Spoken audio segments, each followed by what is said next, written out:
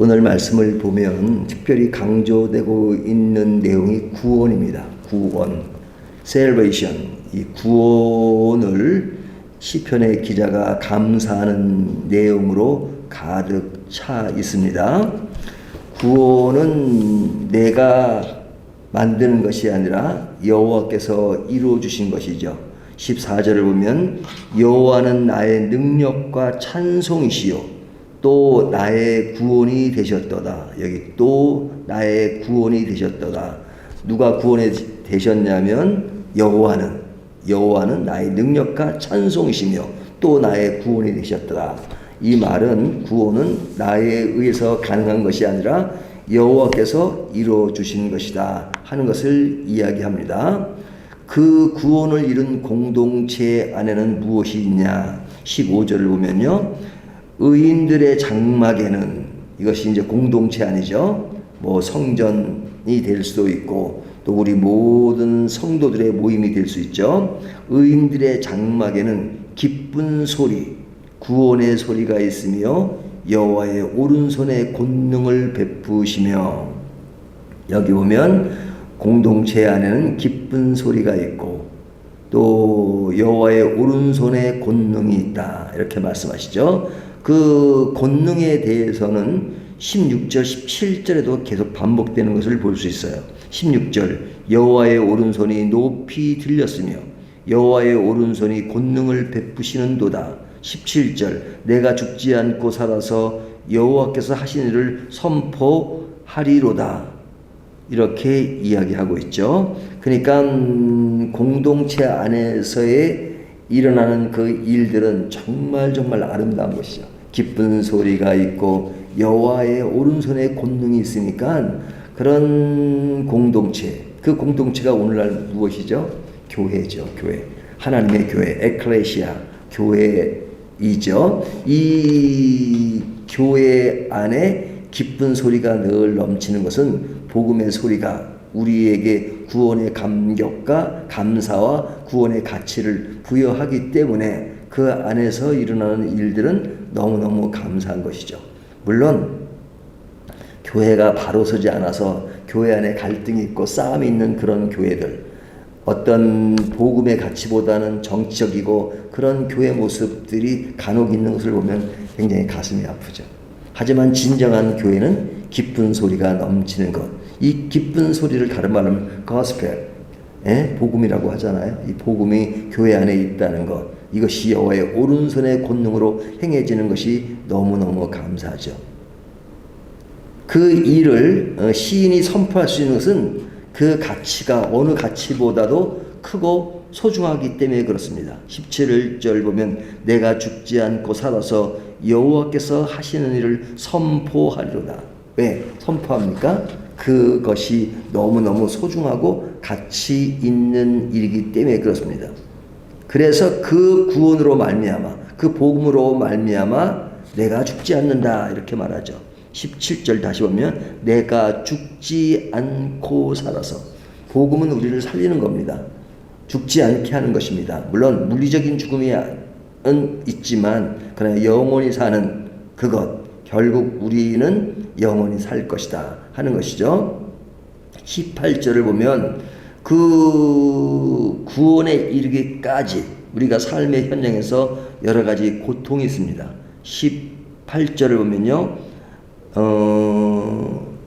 우리에게 수많은 고통, 그것이 있죠. 18절 여호와께서 나를 심히 경책하셨어도 죽음에는 넘기지 아니하셨도다.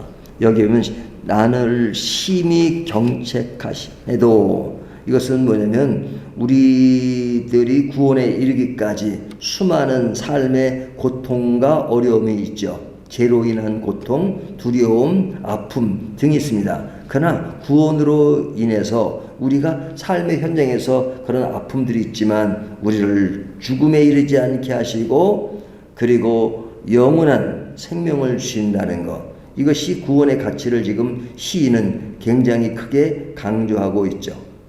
우리가 삶에서 고통을 느끼지만 결국 우리를 죽음으로 몰지 않고 살아나게 하시는 것, 그것이 얼마나 감사한가 하는 것을 시인은 노래하고 있습니다.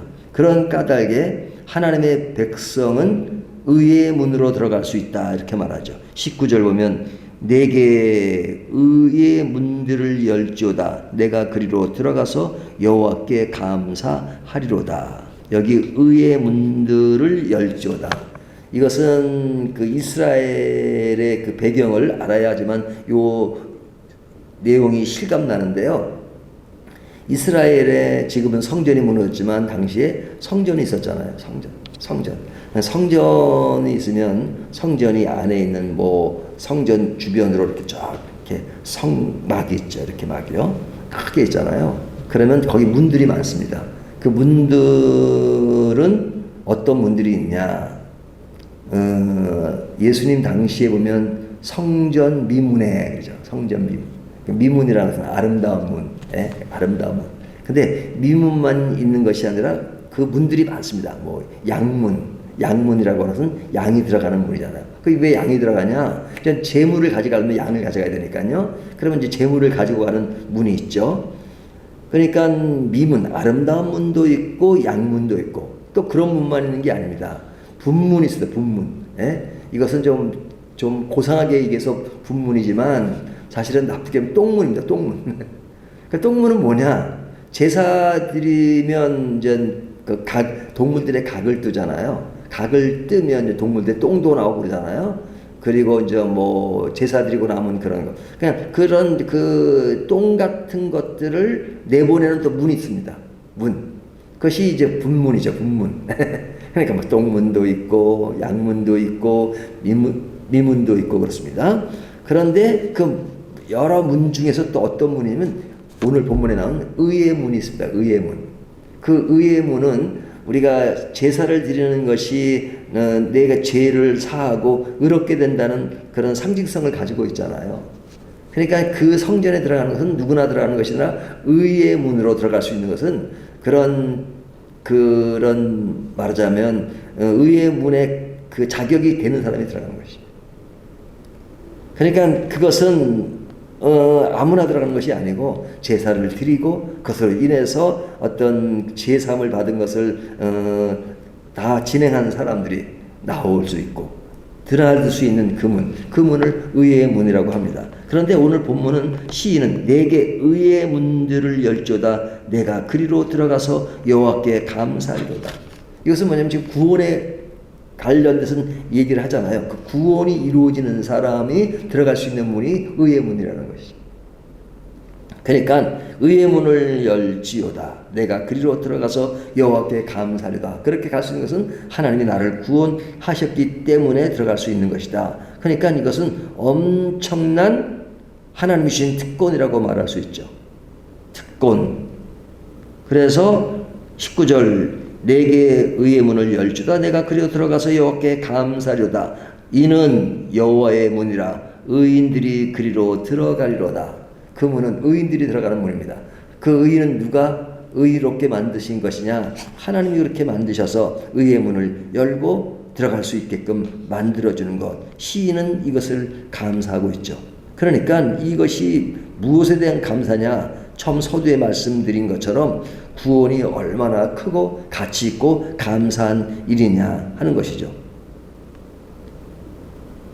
그래서 시인은 구원의 가치를 굉장히 크게 인식하고 있는 것입니다. 우리가 구원에 관한 이야기는 예수를 처음 믿게 되면 그때 이제 구원을 얻은 것으로 시작하고 그 다음 단계는 뭐 구원의 문제는 이제는 첫 단계로 끝난 것이고 뭐 이제 삶의 문제 뭐 그런 것에만 집중하는 것이다 이렇게 생각하잖아요. 그러니까 구원은 우리 신앙의 첫 관문이 아니고 관문이기도 하죠 물론. 그러나 all of that 전체입니다. 구원은 우리의 삶의 전부입니다. 그 전부 안에서 이루어지는 삶의 영역들이 있고 또 여러 가지 세상의 여정, 하나님과의 관계 이런 것들이 다 포함된 것이지 구원은 그냥 첫 케이스의 한 1단계가 아니라는 것이죠.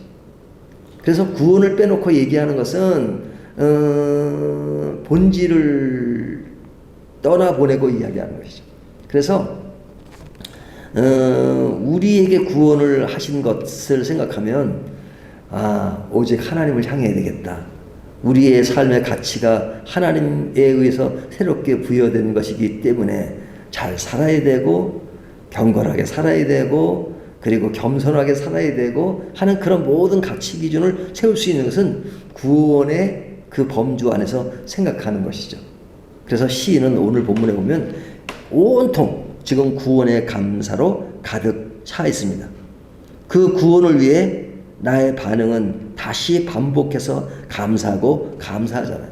바울이 그 교회들에게 편지를 보낼 때 너희는 구원을 받았고 구원을 알고 있다. 그러나 내가 다시 말하노니 다시 말하노니 구원을 또 이야기한다. 왜? 이 구원의 전반적인 흐름에 너희가 또 약해질 때가 있고 약해지면 삶 자체가 약해지기 때문에 내가 다시 이르노니 구원을 말하고 복음을 말한다 이렇게 말하잖아요. 그러니까 우리에게도 구원의 그 기쁨은 늘 반복하며 감사할 필요가 있죠. 21절을 보면 주께서 내게 응답하시고 나의 구원이 되셨으니 내가 주께 감사하리로다. 이제 앞에 구원 얘기 쭉 하고 또 얘기해요. 나의 구원이 되셨으니 내가 주께 감사하리로다.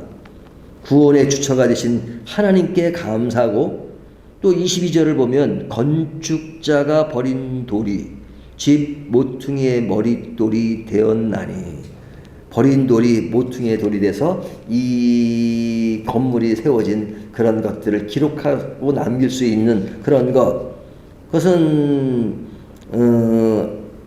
하나님이 우리를 새롭게 만든 그 내용을 이야기하고 있죠. 그러니까 어떤 그 예술가가 있는데 그 사람은 뭐냐면 이 폐품들을 이렇게 주워와요. 폐품들을 다 버릴 거잖아요. 하지만 그 사람은 폐품을 가지고 예술품을 만들어요. 폐품을 가지고. 그러니까 그 폐품이 그 사람 손에 들어가면 예술품이 되는 것처럼 저희가 하나님의 구원으로 말미암아 정말로 쓸모없는 인생이었지만 하나님에 의해서 예술품으로 되었다는 것 이것이 얼마나 크고 감사하냐. 그 예술품은 돈으로 환산할 수 없잖아.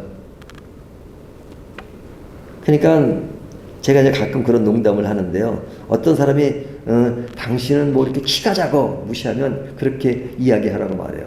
아니 하나님의 예술품인데 뭐 어떤 인간의 단점을 얘기하면 내가 하나님의 예술품인데 나를 너무 이렇게 함부로 얘기한다고 그런 농담을 할 수 있지 않냐고 그런 얘기를 하는데요. 정말로 우리 모두는 남들이 알아주지 않아도 모두 한결같이 하나님의 예술품이죠. 그 예술품을 다르게 말하면 버린 돌이었지만 이제는 우리를 머릿돌로 삼아주셨다 하는 것이죠. 23절을 보면 이는 여호와께서 행하신 것이요 우리 눈에 기이한 바로다. 이 모든 것을 하나님이 하셨다. 그래서 이렇게 된 것에 대해서 그 날을 시간을 감사하죠. 24절 이 날은 여호와께서 정하신 것이라 이 날에 우리가 즐거워하고 기뻐하리로다. 이 날이 뭐 언제라는 그 시점이 중요한 것이 아니라 이런 일들을 행하신 그 하나님을 향해서 감사하고 이로 인해서 어떻게 될 것이냐. 25절 보면 여호와여 구하옵나니 이제 구원하소서. 여호와여 구하옵나니 이제 형통하게 하소서.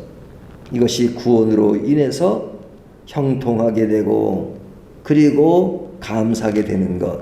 이 시는 이것을 아주 정말 크게 지금 표현하고 있죠. 자, 이런 자가 진정 어떤 자이냐. 이런 자가 진짜 복 있는 자라는 것이죠. 26절 여호와의 이름으로 오는 자가 복이 있으며 우리가 여호와의 집에서 너희를 축복하였도다. 여호와는 하나님이시라 그가 우리에게 빛을 비추셨으니 밧줄로 절기 제물을 제단 뿔에 멜지오다. 이것은 구원받은 그 사람, 이 사람이 진짜 복된 사람이다. 그래서 여호와의 이름으로 오는 자가 복이 있다. 이것은 구원을 얻은 자가 성전에 나오며 그래서 그 구원을 복 있는 것으로 이야기하고 있지 않습니까? 우리가 여호와의 집에서 서로 축복하는 자이니 복이 되고 우리에게 빛이 되시는 것이니 복된 것이다. 이렇게 말씀하고 있죠. 이렇게 하신 하나님은 어떤 분이시냐? 29절의 말씀처럼 여호와께 감사라 그는 선하시며 그의 인자심이 영원함이로다. 우리가 앞에 내용에서 말씀 나눈 것처럼 하나님은 선하시고 인주하시고 영원하신 분인데 그분이 하나님이신데 그분께 감사할 수밖에 없는 것은 그분이 우리를 구원하셨기 때문에 우리는 감사할 수밖에 없는 것이죠. 이 하나님이 나의 하나님이라는 것이 얼마나 감사한 것인가 하는 것을 시인은 노래하고 있습니다. 근데 그 시인은 오늘 본문의 시인뿐 아니라 우리들의 노래이기도 하죠. 우리들의 고백이기도 하고. 그러니까 이것이 우리들의 노래로 다시 한번 이렇게 묵상을 하게 되면 와, 우리를 구원하신 것이 얼마나 감사한가. 그 구원의 가치를 다시 한번 크게 생각하고 그리고 그 안에서 오늘도 기쁨과 감사함과 충만함으로 함께하는 저와 여러분이 되시기를 주님의 이름으로 축원합니다.